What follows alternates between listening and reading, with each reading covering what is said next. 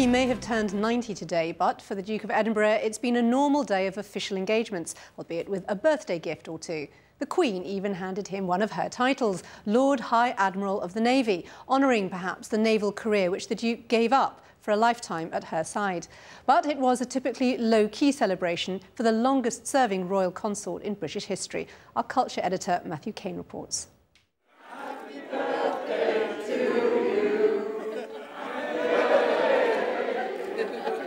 Although he said he's going to be winding down public duties soon, for today at least it was business as usual. On his 90th birthday, Prince Philip attended an event to celebrate the 100th anniversary of one of his charities, the Royal National Institute for Deaf People. What I just want to do is to welcome you all here on this 100th birthday party. 100th, you notice, not 90. On this occasion, Prince Philip is without the Queen, although it's his marriage to the monarch which has very much defined him in the public eye. They married during an age when a woman was defined by her union with her husband, but Philip was the exception, and his commitment to his role of consort is something appreciated by others of his generation. I can find it very difficult to think of anyone who could do such a job comparable to the way he has discharged his own duty, having walked in the shadow of Her Majesty for so many years. Before Philip met the Queen, he saw action as a lieutenant in the Royal Navy during the Second World War. But for many, his war record and his role as consort have been overshadowed by those famous gaffes.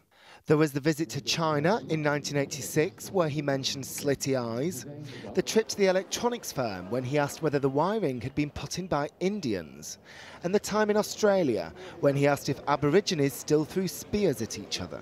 He isn't one of those people who takes the words out of his mouth, has a good look at them, puts them back in and utters them in revised form. He doesn't do that. He speaks first and examines his words afterwards. Although his gaffes have occasionally given us glimpses into the strong character behind the dutiful exterior, on the whole, Prince Philip has been so good at concealing his true self that people have often been tempted to fill in the gaps for themselves. And over the years, he's found himself at the centre of all kinds of wacky ideas and conspiracy theories. There were claims that plotters planning to overthrow Prime Minister Harold Wilson looked to him as a figurehead.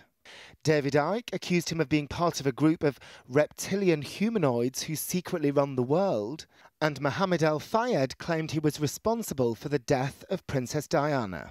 I am certain, 100%, that a leading member of the royal family have planned that and the whole plot being executed in his order.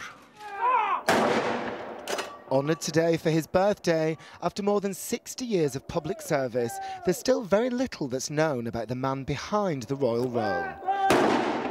But the real Philip has stayed hidden for so long now, it's unlikely we'll get to know him anytime soon.